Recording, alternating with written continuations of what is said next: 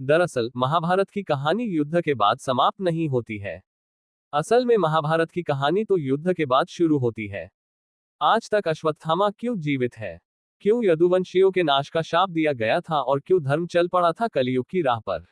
महाभारत का रहस्य अभी सुलझना बाकी है। महाभारत युद्ध और उससे जुड़े 10 रहस्यों का हमने पता लगाया और जिसे आप शायद ही जानते हो। पहला रहस्य, 18 का रहस्य। कहते हैं कि महाभारत युद्ध में 18 संख्या का बहुत महत्व है। महाभारत की पुस्तक में 18 अध्याय हैं। कृष्ण ने कुल 18 दिन तक अर्जुन को ज्ञान दिया। 18 दिन तक ही युद्ध चला। गीता में भी 18 अध्याय हैं। कौरवों और पांडवों की सेना भी कुल 18 अक्षौहिणी सेना थी, जिनमें कौरवों की 11 और पांडवों की 7 अक्षौहिणी सेना थी। इस युद्ध के प्रमुख सूत्रधार भी 18 थे। इस युद्ध में कुल 18 योद्धा ही जीवित बचे थे। दूसरा रहस्य, क्या आज भी जीवित है अश्वत्थामा? विज्ञान यह नहीं मानता कि कोई व्यक्ति हजारों वर्षों तक जीवित रह सकता है। ज्यादा से ज्यादा 150 वर्ष तक जीवित रहा जा सकता है, वह भी इस शर्त पर कि आबोहवा और खानपान अच्छा हो तो। तब ऐसे में कैसे माना जा सकता है कि अश्वत्थामा जीवित होंगे? क्यों जीवित है अश्वत्थामा? महाभारत के युद्ध में अश्वत्थामा ने ब्रह्मास्त्र छोड़ दिया था, जिसके चलते लाखों लोग मारे गए थे। अश्वत्थामा के इस कृत्य से कृष्ण क्रोधित हो गए थे और उन्होंने अश्वत्थामा को शाप दिया था कि तू इतने वधों का पाप धोता हुआ 3000 वर्ष तक निर्जन स्थानों में भटकेगा। तेरे शरीर से सदैव रक्त की दुर्गंध निःसृत होती रहेगी। तू अनेक रोगों से पीड़ित रहेगा। व्यास ने श्री कृष्ण के वचनों का अनुमोदन किया। तीसरा रहस्य, महाभारत काल में विमान और परमाणु अस्त्र थे। मोहनजोदड़ो में कुछ ऐसे कंकाल मिले थे जिसमें रेडिएशन का असर था। महाभारत में सौप्तिक पर्व के अध्याय 13 से 15 तक ब्रह्मास्त्र के परिणाम दिए गए हैं। हिंदू इतिहास के जानकारों के मुताबिक 3 नवंबर 5561 ईसा पूर्व छोड़ा हुआ ब्रह्मास्त्र परमाणु बम ही था।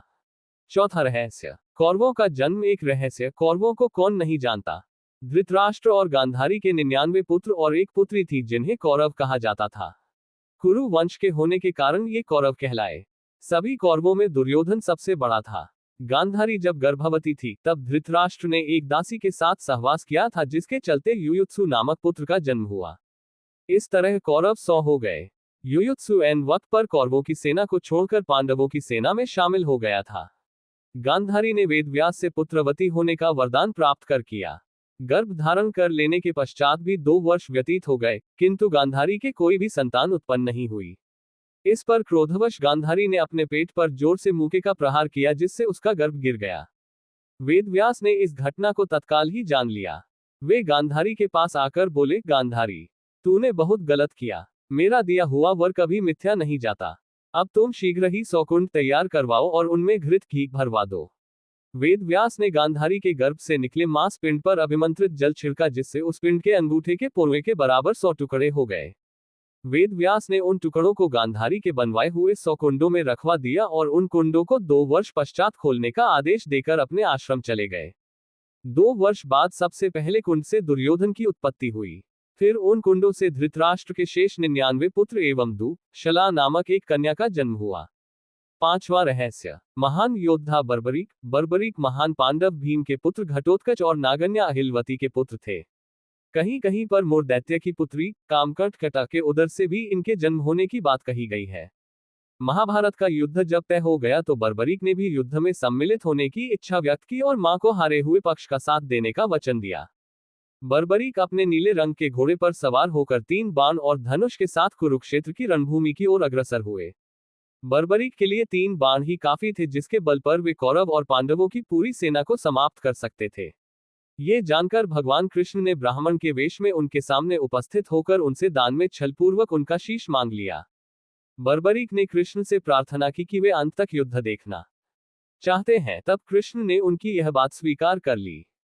फाल्गुन मास की द्वादशी को उन्होंने अपने शीश का दान दिया।